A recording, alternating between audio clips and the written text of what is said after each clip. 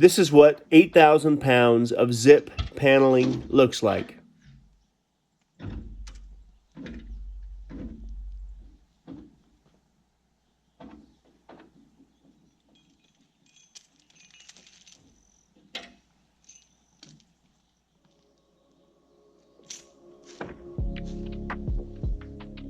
My trailer is rated for about 7,000 pounds, so I put the excess in the back of my truck and gracefully drove back to the ranch, thank goodness without any issues.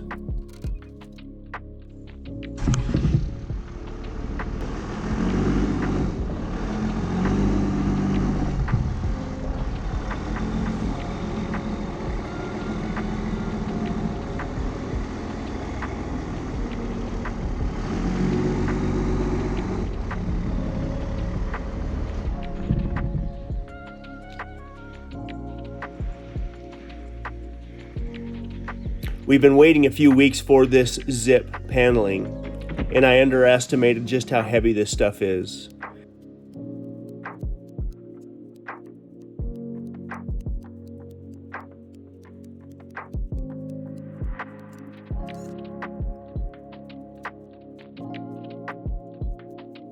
As I unloaded it, it became very obvious that not only is it significantly heavier than traditional OSB, but it's obviously made much better as well. I first learned of the Huberwood zip system while building the house, and since that point, I've researched it and I believe it to be better than what I used on the house.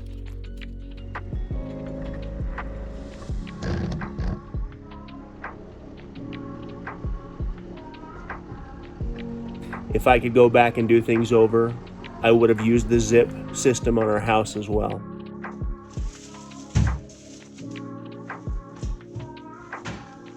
Step one on the shop is getting all the materials on site. Other than our trusses, we've got everything here.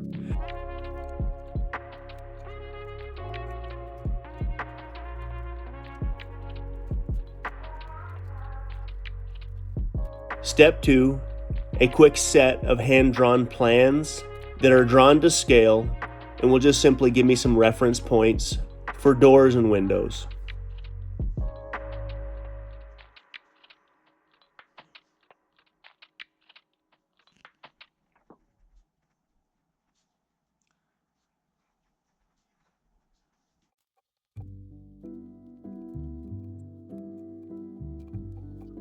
It took me all of about 30 minutes to get the plans drawn up.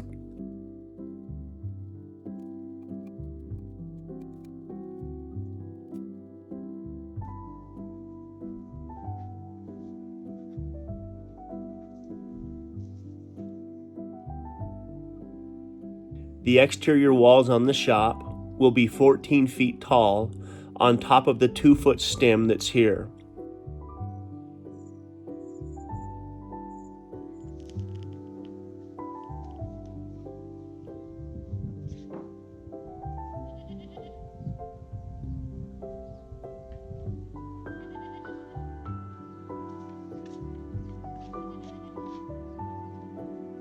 In an effort to avoid the conflict with the stem wall, I'm going to build the walls off the ground sitting on the stem. So in theory, all I have to do is stand the walls up onto the stem walls.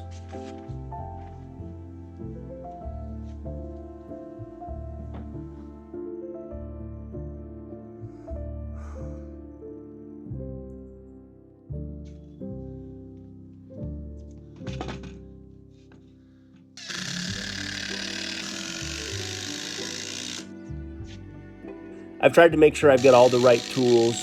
Some of these tools I didn't have when framing the house, just to try and make what's going to be a hard job just a little bit easier.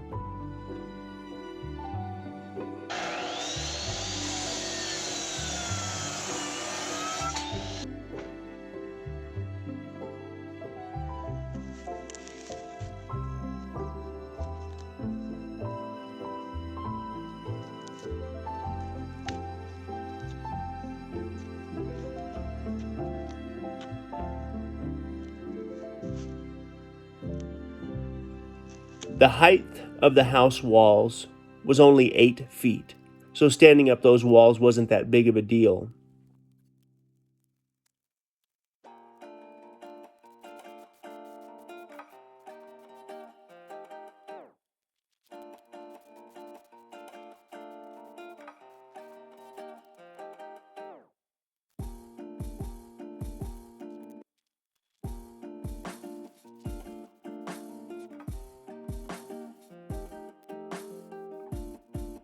Because of the height and the length of these walls, I'm worried about how we're going to stand them up.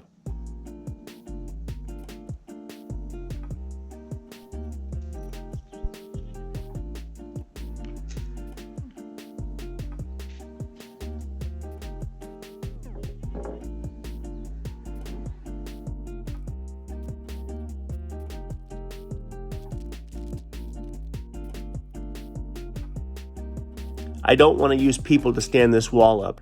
I would have to get probably 30 or 40 grown men to get that done. So as you'll see, I'll use the excavator to try and get the wall stood up.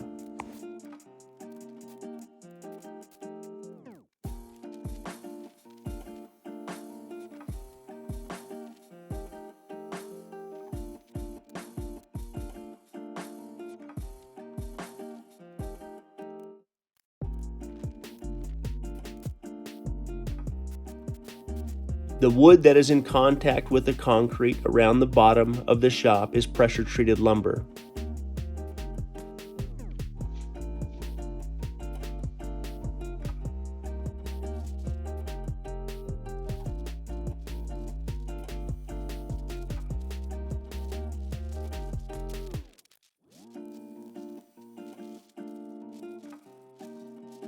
Everything else is the lumber that I got from Seneca.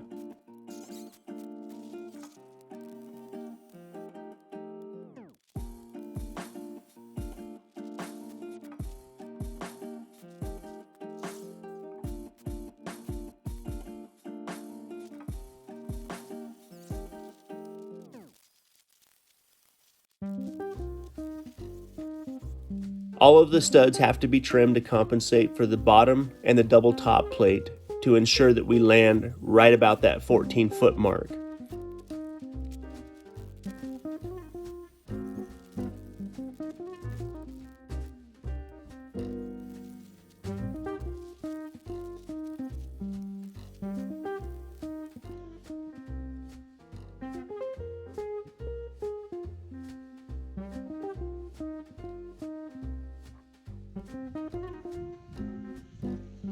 I also want a 1/2-inch gap between the zip paneling and the concrete around the bottom of the shop as well. So in fact, the wall is 14.5 feet tall.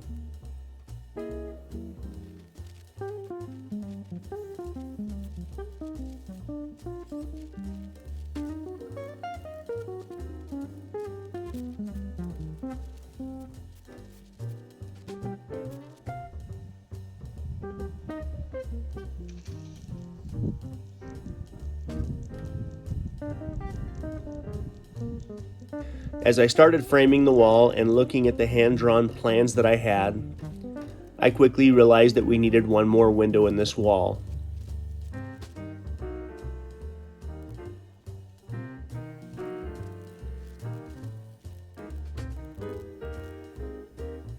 I grabbed Cedar and talked with her for a brief minute. We both agreed that 3 windows along this wall would be better than 2.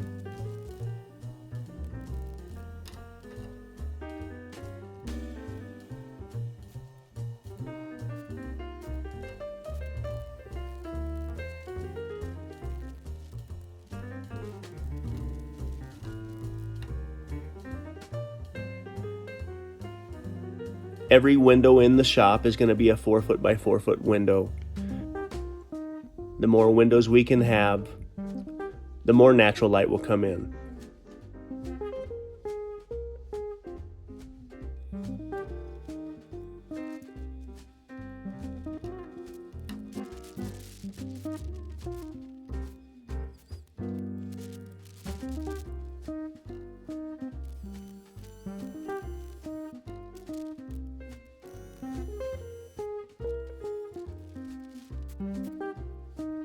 We've had a few late evening rainstorms that kind of come in and cool things off and knock the dust down just a little bit, but the daytime highs are in the mid-90s right now. Working outside on concrete like this takes a toll.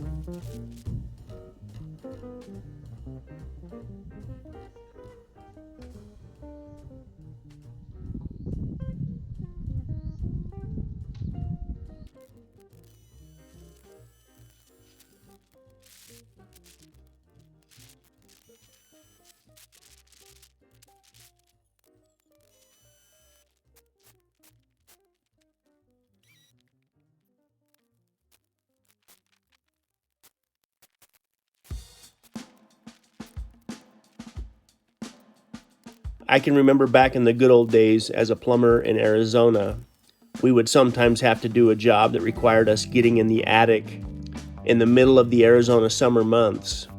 And in some cases, these attics would be well over 150 degrees.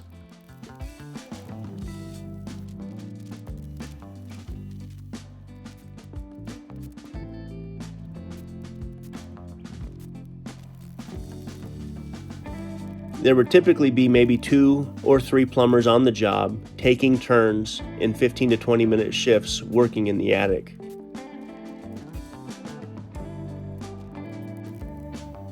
As a younger man, this wasn't an issue for me.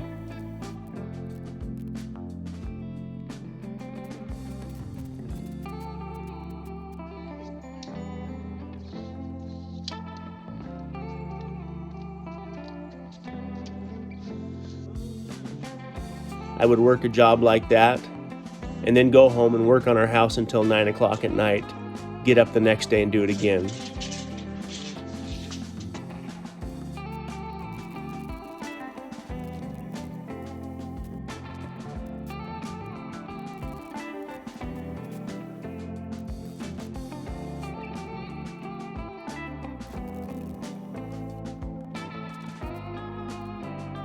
After acclimating to the cold, I can't handle the heat like I once did.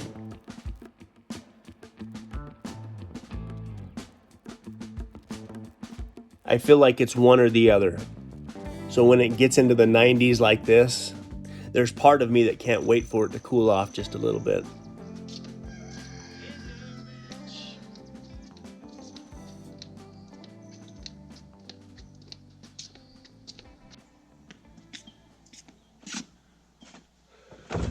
Okay, I got the wall finished yesterday. I need to put the blocking in for the 10-foot mark for the sheathing, and then I'm going to start putting down the zip, and my goal is to have the wall stood up by the end of the day. So. Cedar typically keeps the powdered Gatorade around and always has a gallon of it in the fridge, but I think on this particular day I may have drank close to 2 gallons.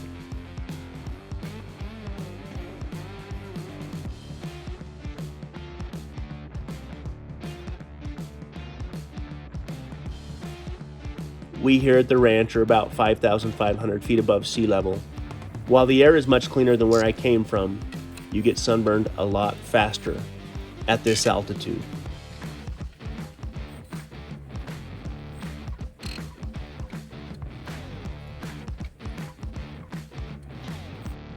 But at this pace, if I can get the wall stood up without any issues, in my head, I should have it completely framed up within a week.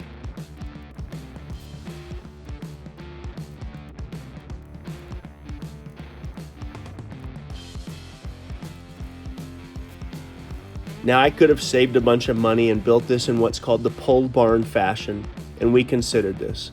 We considered a bunch of different options.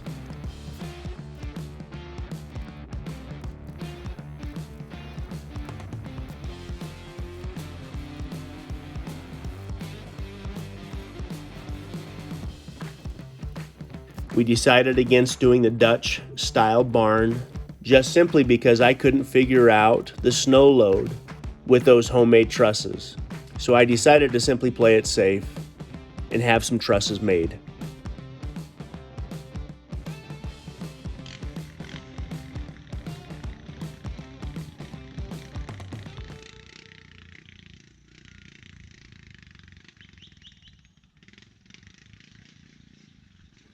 We've had cows getting into our place in ways that we've never had them getting into our place before.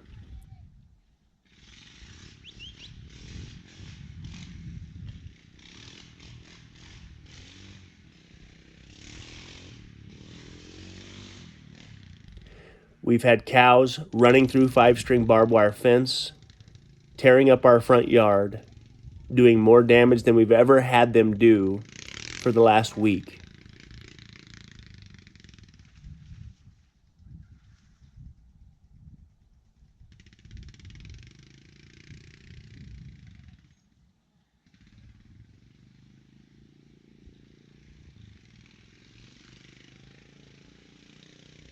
I don't know what's different this year than previous years, but for whatever reason, the cows are on a tear right now.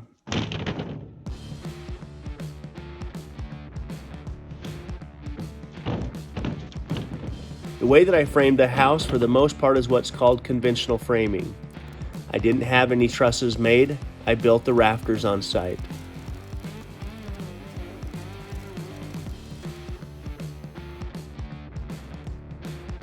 Because of the span on the shop being 40 feet, this is really not an option.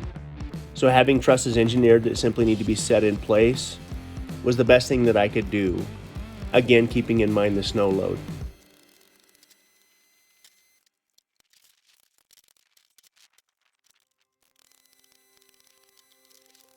So here we go with the zip paneling.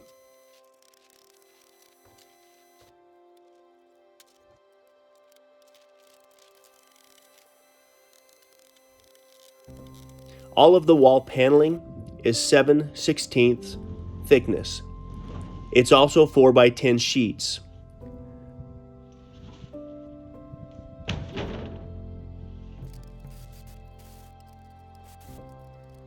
I'll use this around the outside, but on the roof I will use 1/2-inch 4x8 sheets.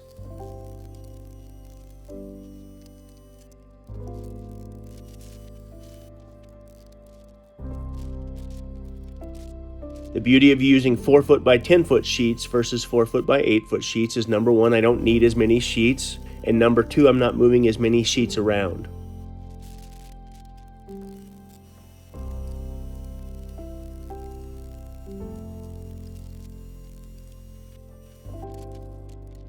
I've made a considerable effort as I'm laying the sheets out to make sure everything is plumb and square.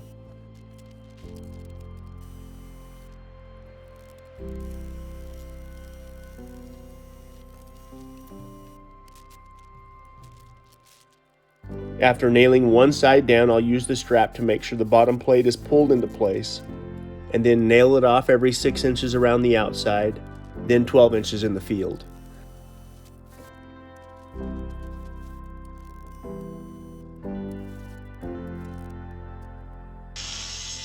So in less than 2 days, I've got a 40-foot by 14-foot wall basically finished up. And again, the only concern I have is getting this wall stood up and in place without any major incidents.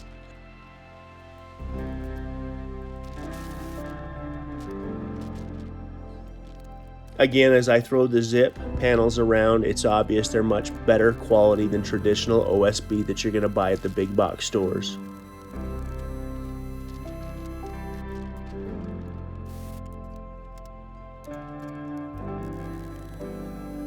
Once the shop is completely framed up, I will use a tape on all the seams and all the windows, sealing the shop up completely.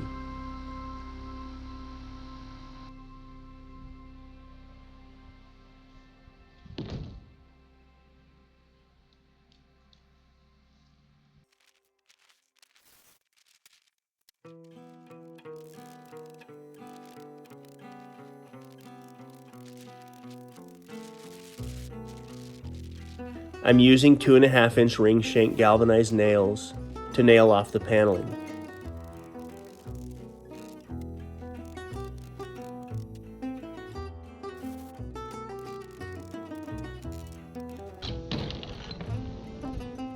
The wall is finished. All I've got to do now is get it stood up in place without any issues.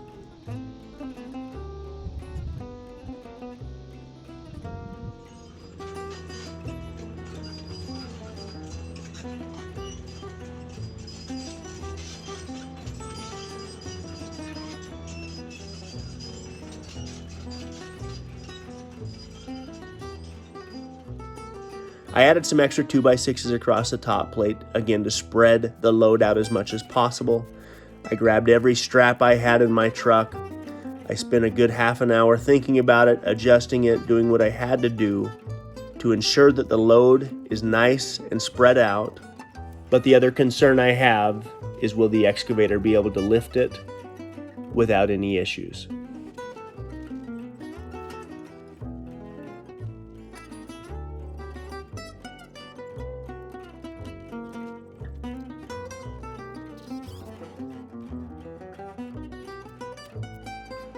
All right, if all goes well, the bolts should find their way into the holes drilled in the bottom plate, and it should just kind of act like a hinge. I really don't want the bottom to come off the ground. We will see how this goes. As I started to lift the wall with the excavator, I didn't like the way the wall was lifting.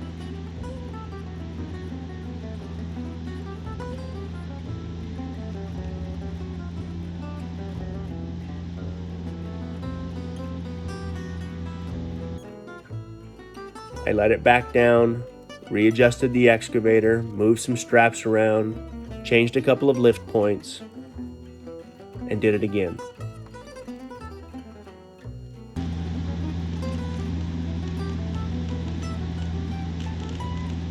You're going to have to wait until next week to see what happened, but all I'm going to tell you is it wasn't good.